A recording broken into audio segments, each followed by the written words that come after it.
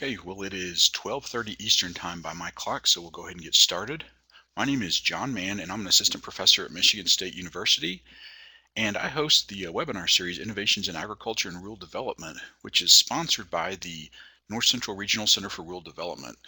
So I want to welcome everybody to today's webinar. Thanks for participating. Our title is Supporting Rural Business Through Success Through New Media Marketing Research, excuse me.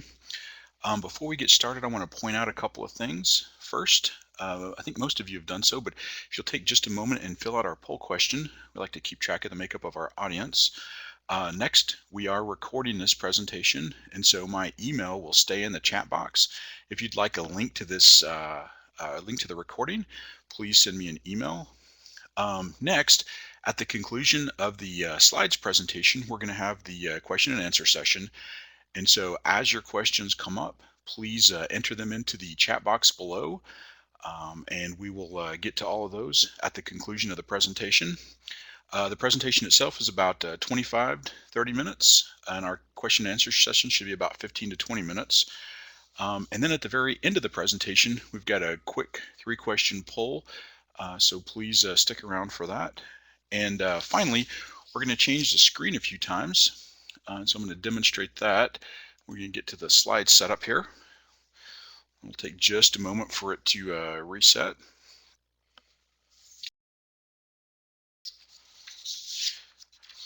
Okay, so thanks again, everyone, for your participation today. Our presenters are Dr. Lori Baker, who is an associate professor, excuse me, Lori, in agricultural communications at Kansas State University. Dr. Hikaru Peterson, who is a professor of agricultural economics at Kansas State University, and Dr. Cheryl Boyer, who is also an associate professor and an extension at Kansas State University. So they're going to tell us a little more about their efforts supporting rural business success through new media market research. So go ahead.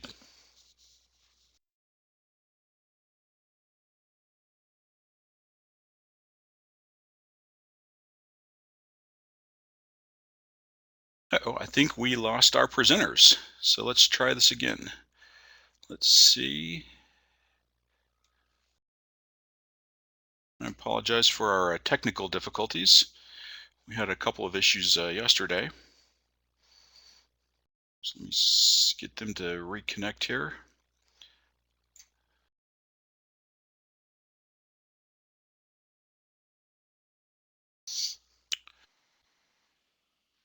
Can you hear us now? I can. Go ahead. It's a presentation. Okay, it's presentation is all yours. All right. Well, welcome and thank you everyone for having us on this webinar. We're pretty excited to share the work of our new center that we have developed. So our presentation today is supporting rural business success through new media marketing research. And as John mentioned, this is our team. And you'll meet us just a little bit later. We'll introduce ourselves and give you some more details on us. But this is Hikaru Peterson is on the left, Lori Baker's in the middle, and I am Cheryl Boyer on the right. So today I'm going to go share with you kind of an overview of what we're going to talk about and then some more about our center, and we'll go from there. So let's see. Our agenda for today, we're going to talk about how we develop the center, a little bit about each of us, our ongoing research projects with our graduate students, some of which who have finished and some who are in the process of finishing their degrees for our first grant that we got. And then future research projects, what we've learned from these two students' work, what this means for you, so some takeaways for you for the rest of, or for the future, and things that we will be approaching in the future as well. And then we'll take your questions for a little bit. So we've actually been working together for several years, but we established our center just earlier this year in February. And we have so many ideas and so many plans for what we want to do. It's a really exciting time for us, and we're excited to share it with you. And we've been discussing amongst ourselves about all the things we really want to be able to share with you, and how we could just barely, scratch the surface with the time today. So Please stay tuned for lots more resources we'll have coming out for you in the future. Let's see. So far we have, well, let me tell you what our mission statement is. We did craft one. Our mission for the Center for Rural Enterprise Engagement is that we seek to generate research-based knowledge related to new media technologies and rural enterprises while offering hands-on research experiences for graduate and undergraduate students in an effort to serve as a source for local, regional, and national rural enterprises and others involved in improving rural life. And how this sort of came about was just, my specialty as the horticulture person is nurseries and garden centers. And I really felt like there was not only a need to help garden centers and nurseries understand how to use these new media technologies, but also as a way to help them continue to be successful and viable in sometimes very, very rural locations in Kansas. I felt like I had a lot of those businesses and they didn't have the resources or the knowledge to capitalize on some of these low cost online marketing resources. And so I kind of grabbed Laurie and Hikaru and said, hey, I think together we might have the right expertise to address this issue. And we've been very successful and we're a great team. So we're excited to move forward. And we're also excited not to just do nurseries and garden centers, but to expand our work into other rural agricultural markets because we feel like what we're learning with the garden centers and nurseries is applicable to a wide variety of businesses. And so we think that we can share what we're learning with lots of folks and help them be more successful. So again, my name is Cheryl Boyer and I'm in horticulture. I am the extension specialist on the team. So my appointment is a 75% extension, 25% research for nurseries and garden centers. In the past, my research areas have been in production nursery crops. But when we sort of saw this need with garden centers and nursery marketing, it's been really exciting to sort of change the direction of my work and my knowledge. And so together we're doing really cool things. So I will let them introduce themselves and we will continue with the webinar. So hello, this is Hikaru Peterson. I'm the one that's pictured on the left. I have a research and teaching appointment in agricultural economics at K-State. And my area of research really deals with marketing. And so I enjoy looking at the issues from the producers or suppliers, a viewpoint, whether they're trying to choose the appropriate marketing outlets or channels. I also do a lot of consumer studies, understanding their preferences and perceptions to see if we can induce changes in their behavior. And for the last few years, I've been involved also in the Rural Grocery Initiative, where we're trying to look at the issue of food access and providing food to rural residents. And so this work with the center is a great nexus for me between my background in marketing and also my interest in bettering the rural livelihood. Excellent. And I am Laurie Baker. I'm pictured in the middle there. And my background is actually agricultural communications. I am a newly associate professor here at Kansas State University, and I have a teaching and research appointment. And this is my area of expertise. I do new media marketing research, and I teach classes as well in new media technologies and how our students can utilize those.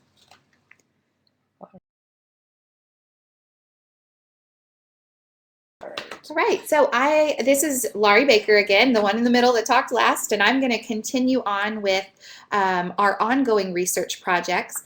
The main projects that we had together as a team, we've had some previous research that is informed here as well, but the first thing we did together was this Federal State Marketing Improvement Program, and it's a USDA funded grant, so we wanted to give them a shout out, let you know that that's where we got our initial startup money for.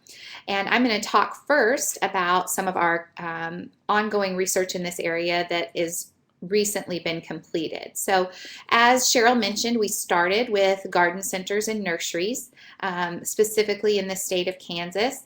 And our first big research project were in-depth interviews with green industry stakeholders about their new and social media marketing. So you'll notice there in the check marks that we talked to owners, employees, and customers, just sat down and asked them questions about how they were working on new media marketing in their current form. And what we noticed the most was that they weren't planning this type of content at all. And it was in stark contrast in many cases to how they were approaching other elements of their business. As you can imagine, they were planning their business interactions, they were planning the information related to their day-to-day operations, and they were even planning content related to marketing in more traditional outlets. They were planning things like newspapers, direct mailing pieces, that type of communication they were planning. But the owners' employees really felt that social media should be spontaneous, which this was really interesting to us because the literature in theory and in practice really say that strategy and planning are extremely important for new and social media marketing. So that was one thing that was really in stark contrast to what the literature says. The other major finding that we have there is that the owners and employees really saw this as word of mouth marketing, but they weren't necessarily seeing in their pocket economic benefit from new media marketing in its current form. With that being said, they were also not tracking their success in these areas at all, because remember, they weren't using strategy or planning. So they weren't setting up measures ahead of time.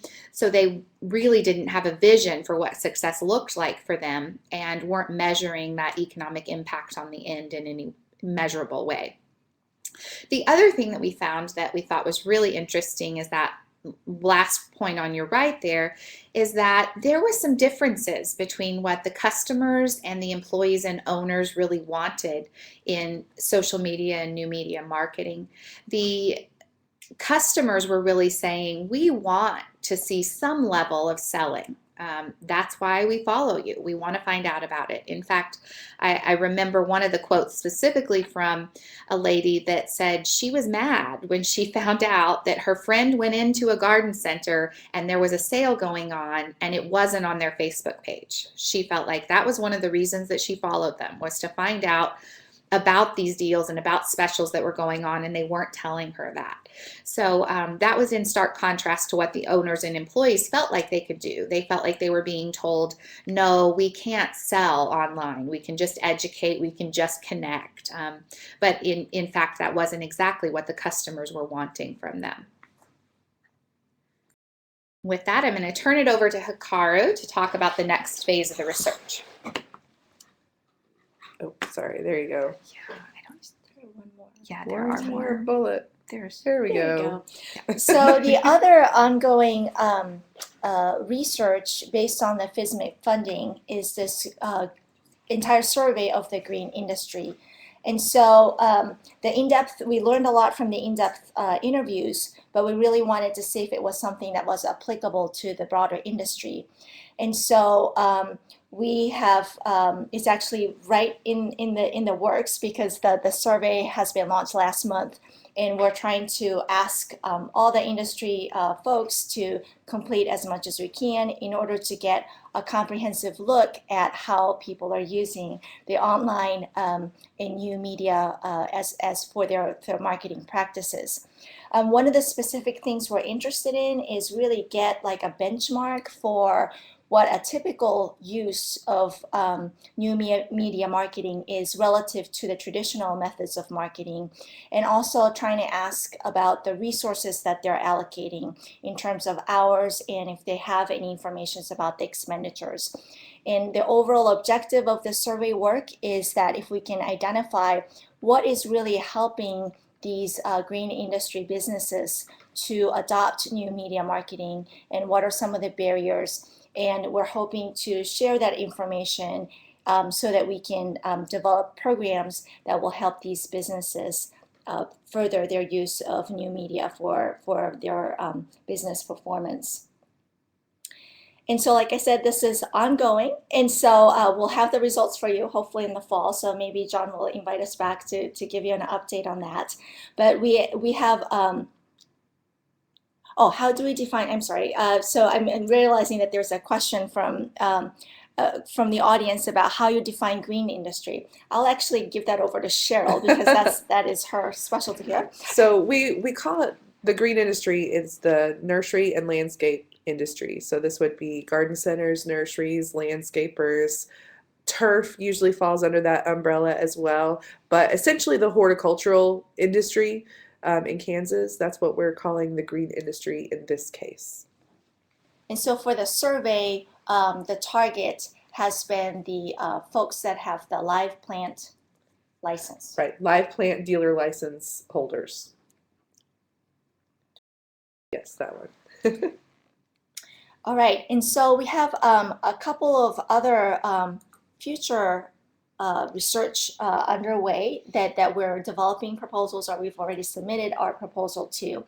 And to give you a flavor for where we're headed as a team, we'd like to talk about that. So the first project is the proposal that we've submitted to the USDA Agricultural and Food Research Initiative grant.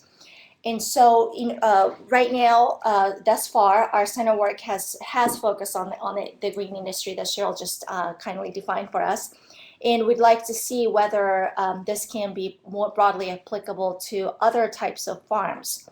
And so this is a larger scale grant that's trying to understand the use of online communication and marketing tools for all sorts of small and medium-sized farm-based enterprises. So again, another definition, farm-based enterprises. What we're really envisioning are farms and other farms that are adding value to their farm products. So we're including farms that are involved in agritourism. We're including farms that direct market through CSAs or farmers market and so forth. And so in order to understand what they're doing, we're proposing to conduct a communication audit. We would like to survey pretty much all the small and medium farmers. I know this is very ambitious, but to see that have an online presence at the moment, to see what kind of communication and marketing efforts they're putting in. And also through this project, we'd like to identify not just benchmarks, some best practices. And Lori has mentioned about how the preliminary work that we've done are suggesting that the businesses really aren't seeing or keeping track of return on investment on these online marketing tools. And it's very difficult, of course, to ask about the information of bottom line. But in this proposal, what we're proposing is that we'll be looking at measures of business performance that directly impact the bottom line, specifically customer relationship quality and social capital, and see if we can associate the use of online communication and marketing with those measures of business performance. The other line of future projects that we're working on is a lot more of a direct-to-consumer marketing research. So again, our preliminary work has suggested that there's a discrepancy between what the consumers are looking for and what the farms and business owners think that they should be doing with this new media tools. And so we're thinking of designing a consumer experiment type of research where we are trying to find out what kind of content works the best for consumers to be interested in the business and also enhance their willingness to support the businesses. And from that line of work, we're hoping to identify specific recommendations for social media marketing strategies for specific types of farms, because we do feel like there are general how-tos out there on how you'd use social media, but I think a lot of the materials out there right now are so general that farms and specific types of farms aren't able to relate how they can use that information. All right, we're going to shift gears a little bit now, and it's back to Laurie Baker. And I'm going to talk about what this means for you, which I'm sure is what all of you really tuned in to hear about today, is how can I use this information. So as I mentioned, that the literature right now really does recommend strategy and planning for new media marketing. So the very first suggestion I have there is determine your goals. And really that needs to start with the goals you have for your business and the goals that you have set for your organization as a whole. So at the bottom line, what do you want to achieve? And from there, you can decide how new media marketing fits or doesn't fit with some of the things you're interested in. So if your goal is really to share news with people about your business or your organization, well, then maybe implementing Twitter would make a lot of sense for you. If you really want to directly sell online, maybe Twitter isn't the appropriate platform. Maybe there's something else that would work for you. Maybe an e-commerce site or something like that would make more sense. So really determining your goals and seeing what you want to get from it is extremely important. The number 2 point there is make a plan and invest. You really have to make a plan and set up a strategy ahead of time. So I ask you to choose measurable objectives for what you want to find in new media marketing. Ahead of time, determine that and determine how you're going to measure that. And these should probably be above something like we want to get 500 likes by the end of this quarter. They should be more related to your overall business goals and plans. So if you want to get new customers coming into the store, new people meeting you at the farmer's market, new people asking for information or educational tools from you, again, set up what you want to see ahead of time. And then I have invest in there. And invest doesn't necessarily mean that you need to pay for advertisements or things like that, but really invest in the idea. If you say that you're going to publish monthly on a blog, publish monthly on a blog. If you're going to post 3 times a week to Facebook, really do it and invest the manpower and resources to make that happen.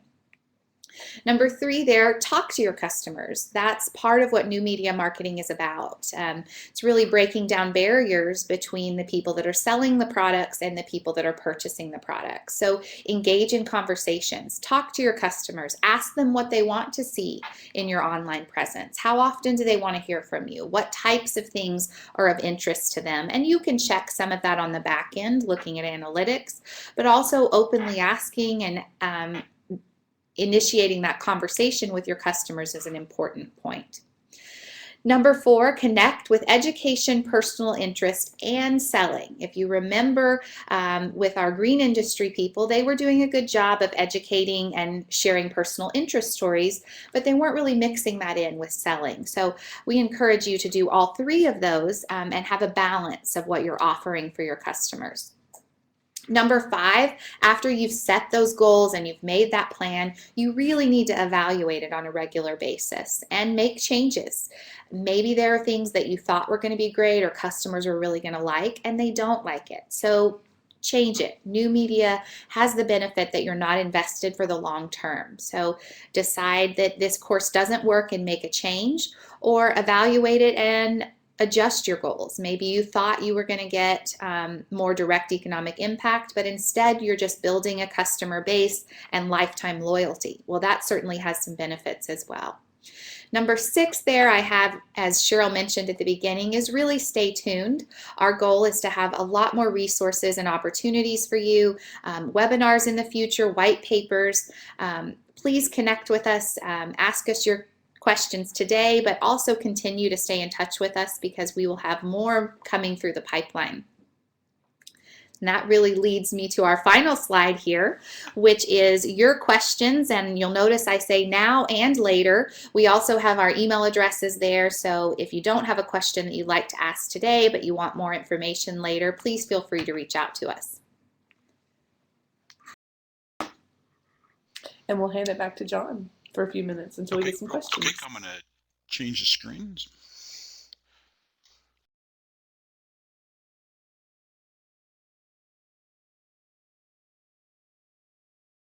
And do you all want to me to read the questions, or do you want to read the questions as we go?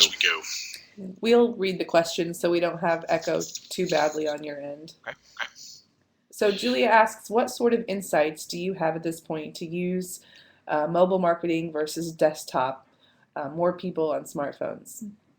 Well, I think you're right that there are certainly more people on smartphones, and mobile has to be a consideration for any platform that you're using. In many cases, the mobile apps mirror the regular desktop options pretty easily, so you can schedule posts now and go ahead and use the mobile devices for almost anything except changing major account settings. So I think they need to be an integrated part of your plan ahead of time, but also as you're pushing materials out, I think it's really important that you take a look at what it looks like on a smartphone. What does it look like on a tablet, particularly with websites and things like that? You need to be making sure that everything is mobile friendly, because I think we've certainly seen the trend that mobile's increasing, and that will just continue to increase. The next question is, do you foresee opportunities for extension colleagues in other states to collaborate with you? And we certainly do. We actually, when we announced the center in February, we had a press release, and we had a lot of interest right away from people who are doing similar things and wanted to be involved. And so we kind of have a running list of people that are interested, and we will do some collaborating, but we're not sure exactly what that looks like yet. We hopefully will have someone on board to help us do some of the website development and planning for our center this summer. And as we clarify what those roles are and how to be involved, we will let everybody know. So in the meantime, send us your email and we'll make sure that we include you when we are discussing those things.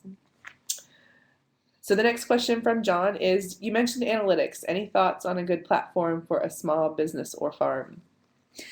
Well, John, I think right now a lot of social media platforms have pretty solid analytics within their programs that make a lot of sense, and you can do all sorts of advanced things. So with Facebook Insights, I recommend you just using the Facebook Insights. Twitter has their own built-in analytics that also work really well. If you're talking about a website, Google Analytics makes a lot of sense and have many options there. I also personally and recommend to my students the use of Hootsuite. They have a free version and a pro version that you can integrate some of those analytics. So particularly for someone that is using multiple platforms at a time and it's not your whole job to do new media marketing, it makes a lot of sense to use a manager like Hootsuite. That way you're getting some basic analytics across all of your platforms. Are we looking for websites to evaluate? In terms of sort of evaluating them to see how they're doing, not at this time. In the future, that may be a service that we offer to help small businesses. We found that people want different levels of involvement from resources that we can provide, ranging from just give me some information that I can read to please hold my hand and walk me through every step of this and show me how to evaluate my own website, to people who want really tailored content that so they won't get the same information as everybody else in their area. So we're kind of are seeing lots of different things. So when that is an opportunity, we will let you know. But right now, that's not really on our agenda. Okay, so the next question is, how can this be tied in with the Strike Force initiative relative to Native American communities in general? I am not familiar with that. Are either of you? Right. Sounds exciting. It does. It sounds exciting. If you're familiar with it and would like to partner with us in some way, please feel free to email us. I think it's something we'd like to know more about, but at this time we don't know anything about it. Okay, next question. Can you share other insights on the Green Survey, more on what businesses are doing now?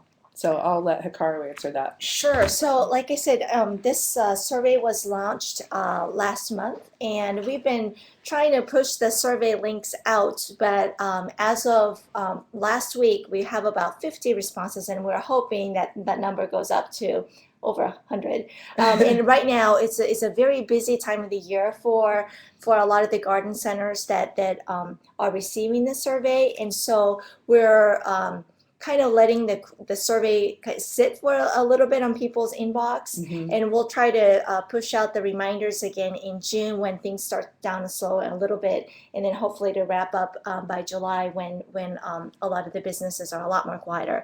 And so we don't know as of now too much on what's going on. But what we do know is that the ones that are responding seems to have a lot of presence already online, and those are the ones that think that, oh, this is an online survey about social media. I'm really stuck on certain things, so I really want to find out more. What we're hoping to get from the survey are folks who doesn't even have the social media presence, just because it's really important for us to understand what are the barriers that's preventing them from taking advantage of the new media. And so if you have ways of spreading the word out that there's a survey out there, that will be wonderful. And we've got lots of links we can provide. We just had to take a little bit of a break because the garden centers, this is their busy season, the busiest time of the year for them. So I've talked to a couple of them who said, I'm going to do it. And I said, it's fine, just wait. Do it. So the next question is, I have a section on social media in an ag business class. Any one good tip or advice for my students, the future business owners? Laurie. Wow, one good tip. John, I teach a whole semester. It's hard to say. I think the most important thing, and I begin almost every lesson with this, by the end of the semester, my students really don't want to hear it anymore, is you need to plan. No matter what, every step of the way, plan, think about the customer's needs, and then reevaluate. So I'd say that's the big takeaway. No matter what technology, what platform you're using, you really need to do a lot of planning ahead of time, evaluating along the way, and making course corrections. Okay, so Julie asks, do you have other specific tools to share with small businesses? It's kind of a generic question. We feel like this webinar was just sort of to introduce the center and the work that we are doing. As it develops, we will be offering all the specific information and specific tools for small businesses, but we don't have that online just yet. So we will be happy to come back and give more webinars on that, or direct you to the website when we have it available and ready to publish. But right now, there's more to that question than we can answer right here. So that's kind of, everything that we do is all sort of wrapped up in that question. So we'll get to that in the future, but we don't have a good answer right now. Katie asks, what are the best ways to set up or run your social media campaign in order to attract and retain the most followers? In other words, how do you let people know that your new Twitter feed or Facebook page is available? It's an excellent question, Katie. I think a lot of times people have this we build it and they will come philosophy. I just started a Facebook page and of course everyone will know it's there. You really have to start with where your customers currently are. So if they're mostly in your store or they're mostly at your farmer's market, then maybe you have some cards there available for them to find you on Twitter. Maybe you can print it on the bottom of your receipts. Whatever format you're currently connecting with them, make sure and promote that presence. Also, they have to have an incentive to do it. So just knowing that you're on Facebook or knowing that you're on Twitter may not be enough. You probably need to offer some tidbits of why they would go there. So maybe it's additional education that you're providing through those outlets. Maybe it's to win a prize or a contest. Maybe it's to connect with you in a new or more meaningful way. But there has to be a reason for them to go there. So I encourage you to think about those reasons and then provide easy ways for people to find you in those online formats. Oh, one last question from John. What social media platform is most used by business, but not in can I scroll down? But not in an effective way? So maybe expand more on the sharing of sales or deals. Mm-hmm. Well, right now it's hard to say which one's the most used. I think Facebook and Twitter are clearly most used across this country by everyone in general. And there are a lot of goods and bads out there for both of them. I think some of the things we found from our research were promoting sales mixed in was something that was really important for those customers. They also wanted to know the education and the other pieces.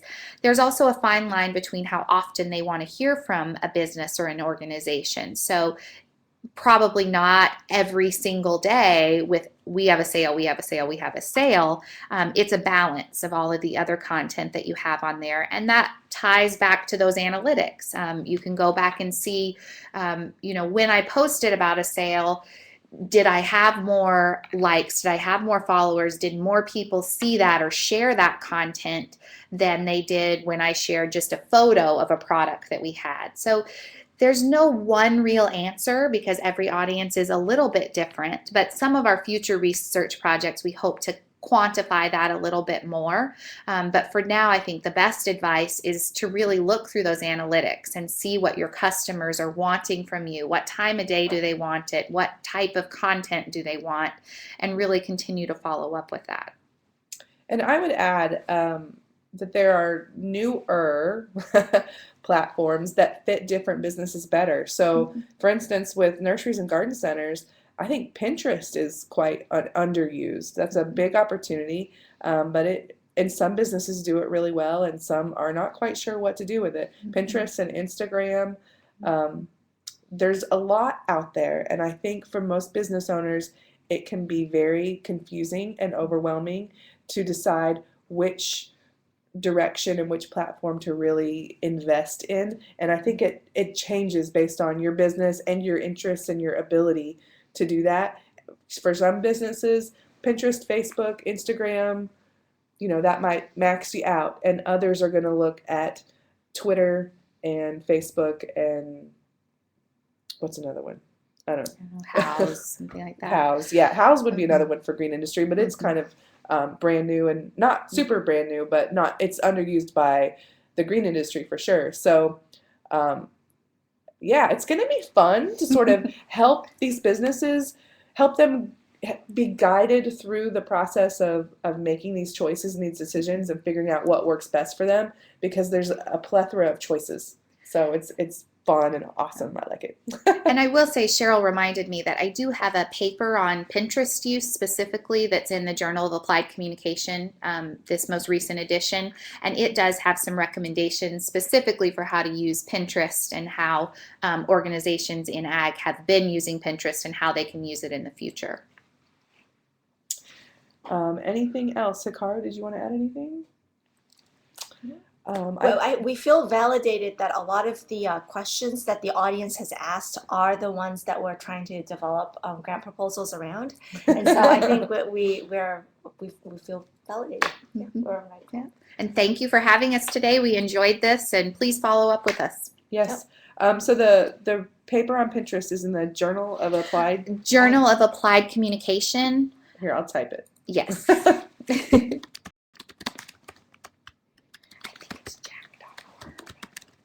Maybe which is Journal. She's going to look up the URL real quick. And maybe Journal of Applied Communication. It was pretty interesting. I had heard her talk about that study, but I hadn't actually read the paper. And then as I went through there were some pieces about garden centers and nurseries, and I got all excited, and I'm like, I want to do another study on Pinterest. So, and I have graduate students right now doing another study, kind of expanding that current study. So those results should be due, probably another year before I can promise them.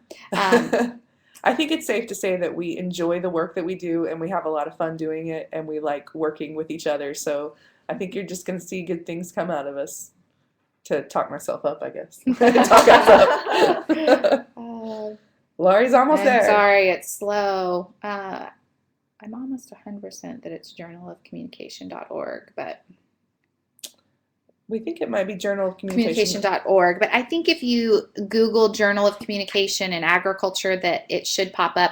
We can also probably share it with John to pass to the group as well. We can do that. Thanks for having us. Oh, do I need to mute us, John? Yeah, please.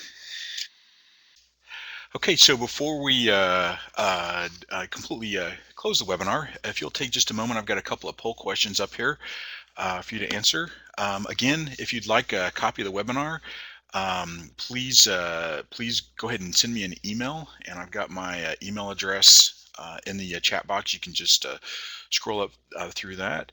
And again, I wanted to say thank you one more time to our presenters, Dr. Baker, Dr. Peterson, Dr. Boyer, all from Kansas State University.